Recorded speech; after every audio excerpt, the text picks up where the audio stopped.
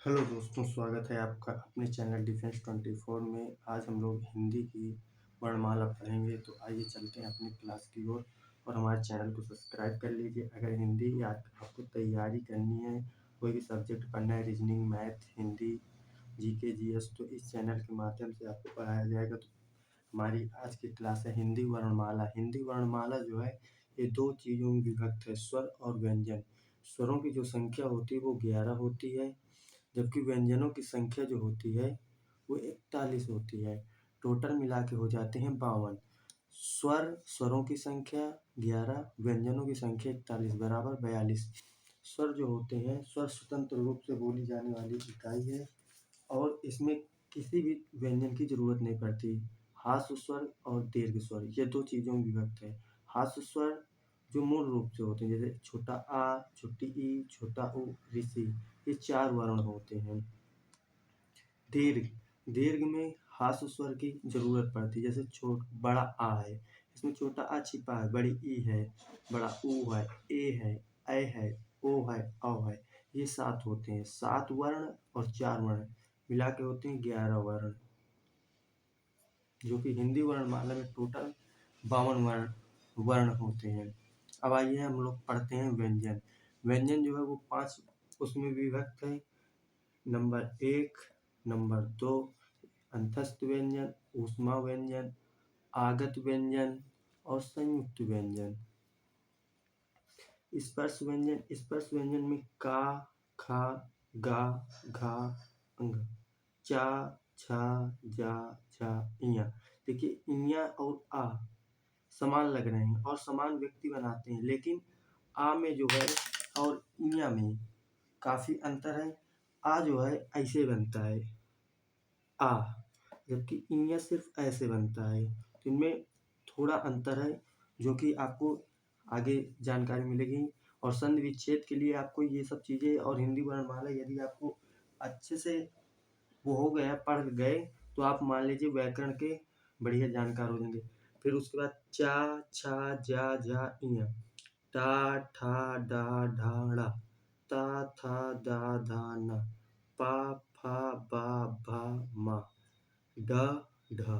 इनको टोटल मिला के होते हैं स्पर्श व्यंजन मिला के 27। मूल रूप से 25 ही माने जाते हैं। अंतस्थ व्यंजन, अंतस्थ व्यंजन की संख्या 4 होती है, या, रा, ला, वा। ऊष्म व्यंजन, ऊष्म व्यंजन 4 होते हैं। सा, इसको तालव्य सा बोलते हैं। सा, इसको मूर्धन्य सा बोलते हैं।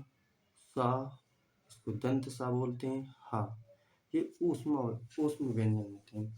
आगत व्यंजन, आगत व्यंजन होते हैं जा, फा। आगत व्यंजन इसलिए इनको कहा गया है क्योंकि ये अरबी या फारसी की, और ये जो नीचे ऐसे लगा होता है इसको नुक्ता बोला जाता है। नुक्ता, इसको नुक्ता बोला जाता है, नुक्ता। और ये अरबी या फारसी से लिए जाते हैं, लिए गए हैं। जैसे कि इसमें है कि फरमान, फरमान, फरमान, तो यहाँ पे ये लग जाता है, जबकि अधिकतर आदमी फरमान ऐसे लिख देता है, जो कि गलत होता है। ये फरमान सही होता है। इसी तरीके होता है जमींदार। जमींदार जो होता है, जमींदार के लिए सही वर्तनी जो होती है वो होती है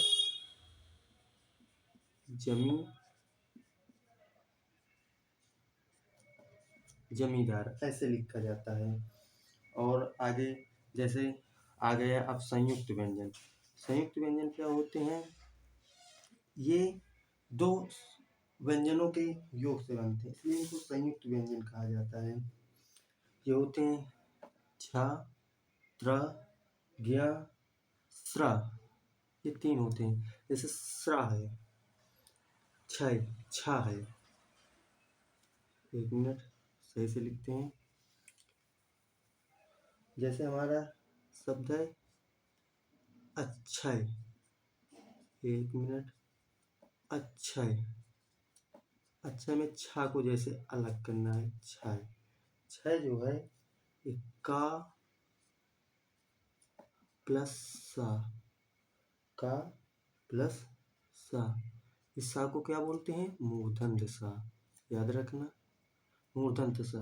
ये का जो है ये हलंत लगा हुआ है, इसका मतलब इसमें आ की मात्रा नहीं जुड़ी हुई है। जैसे का बराबर होता है का हलंत प्लस आ। सभी व्यंजनों में ये एक ऐसा स्वर है जो मूल रूप से लगा होता है, तभी वो व्यंजन बनता है। ये हो गई हमारी पहला छापे। अब त्रा, जैसे त्रा है, त्रा के लिए कोई शब्द ले लीजिए, जैसे मित्र। मित्र हमारा शब्द है मित्र। मित्र। और इसमें अब मित्र में त्रा को हमको अलग करना है, तो इसमें क्या होता है?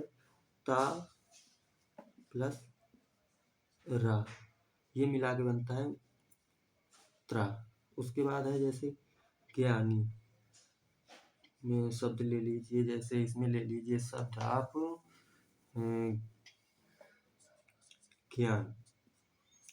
ज्ञा, ज्ञा बराबर जो होता है वो जा आधा हलंत लगेगा।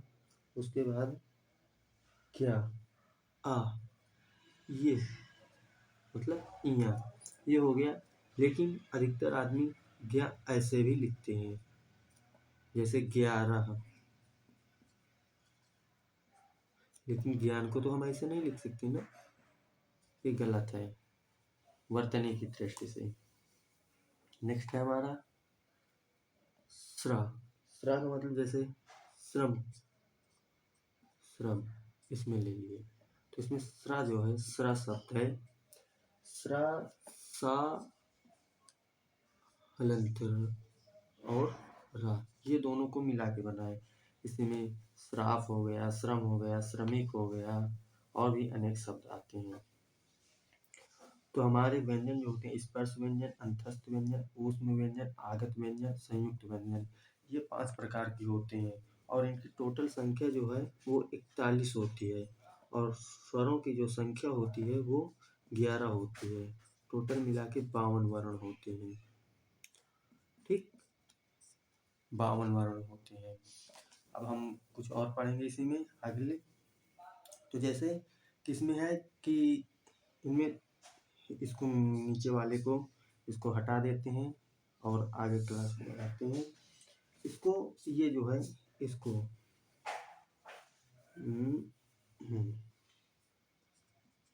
दा और ढा, इसको द्विगुण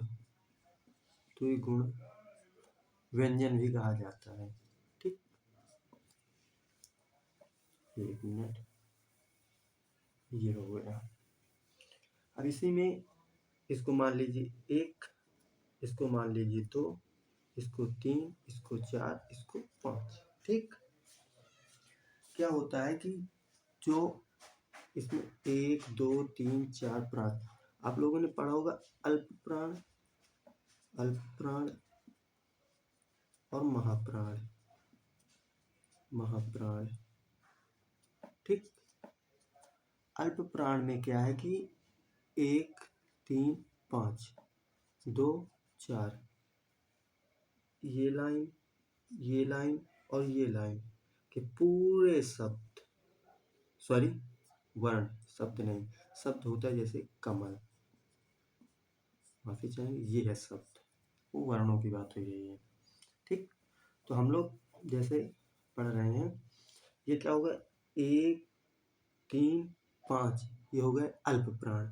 महाप्राण कौन है? 2 और 4, ये हो गए महाप्राण। नेक्स्ट अल्प प्राण हो गए, महाप्राण हो गए, 1 2 3, इनको 4 5 में डिवाइड कर दिया गया। आगे हम लोग पढ़ेंगे। अब इसी में पढ़ते हैं, इसको क्या बोलते हैं, इस लाइन को, इसको क्या बोलते हैं, इस लाइन को, इसको क्या बोलते हैं, इस लाइन में। और ये नाव वाली लाइन है जो, एक मिनट इसको सही से डिफाइन करते हैं।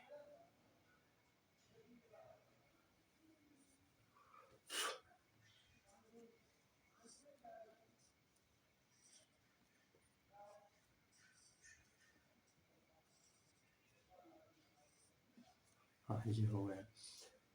तो ये का वाली जो लाइन है, एक मिनट इसको भी मिटा देते, नहीं आप लोगों को दिक्कत होगी। ये का वाली जो लाइन है, ये पूरी ये ये ये का वाली जो पूरी लाइन है, इसको कंठ व्यंजन बोला जाता है। ये जो चा छा जा जा इया, ये है ये तलु तलव्य तलु लिख लीजिए। उसके बाद टा ठ ड ढ ढ़, ये मूर्धा। इसके बाद त थ द ध न, ये हो गया दंत। प फ ब भ म, इसको ओष्ठ। ये 5 वो होते हैं। जैसे क्वेश्चन पूछ लिया था, ये कैसा व्यंजन है, तो इसके लिए सीधा आ जाएगी ये मूर्धा। मूर्धा व्यंजन है। ठीक, ऐसे इसमें प्रश्न पूछे जाते हैं। आगे बढ़ते हैं। हिंदी वर्णमाला में 52 जो ये वर्ण होते हैं, इनको आना चाहिए।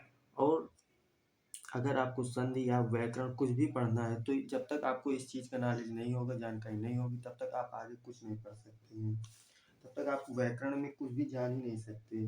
जैसे मान लीजिए कि आपके सामने कह दिया जाए, कोई भी शब्द लिख दिया जाए और उसका संधि विच्छेद करने को कह दिया जाए, तो आप संधि विच्छेद कैसे करेंगे, कैसे जानेंगे कि अंतस्थ है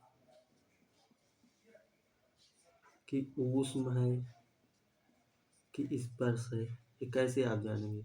जब तक आप इन चीज़ों को नहीं जानेंगे, तब तक आप नहीं वो कर सकते। कहाँ पे हास्य होगा, कहाँ पे दीर्घ होगा, तो इसके लिए आपको पहले पूरी तरीके से हिंदी वर्णमाला पढ़ना चाहिए। आपको इस क्लास में हमने हिंदी वर्णमाला पढ़ाई है, जो कि आपके लिए बहुत लाभदायक है। और आगे हिंदी वर्णमाला के बाद हम लोग संधि पढ़ेंगे। तो संधि के लिए आपको हिंदी वर्णमाला पूरी आनी चाहिए, तभी संधि आप जान पाएंगे। धन्यवाद। कैसी लगी आपको हमारी क्लास, ज़रूर बताएं।